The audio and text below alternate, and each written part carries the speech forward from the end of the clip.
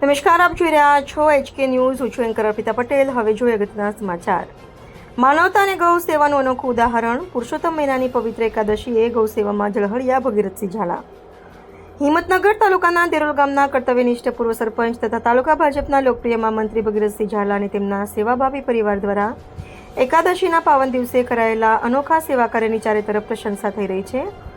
ધગધગતા ઉનાળામાં જ્યારે નિર્વાચિત જીવો માટે ચારો મળવો મુશ્કેલ બન્યો છે, ત્યારે ભગીરથસિંહજી ઝાલાએ પોતાના ખેતરમાં ઉગાડેલ લીલો ઘાસચારો આશરે 2000 જેટલી ગાયો માટે સમર્પિત કરી માનવતા, કરુણા અને ગૌભક્તિનું અદ્ભુત ઉદાહરણ પૂરું પાડ્યું છે.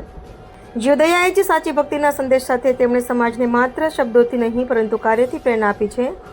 ગૌ સેવા, જીવદયાને સમાજ પ્રત્યેની લાગણીથી ઓતપ્રોત આ સેવા કાર્યને લઈ ગ્રામજનો તેમજ સામાજિક આગેવાનોમાં ભારે પ્રશંસા જોવા મળી રહી છે. ભગીરથસિંહ ઝાલા પરિવારનું આ કાર્ય આજના સમયમાં સમાજ માટે પ્રેરણા સ્ત્રોત બની રહ્યું છે. HK news, Sabarkantha.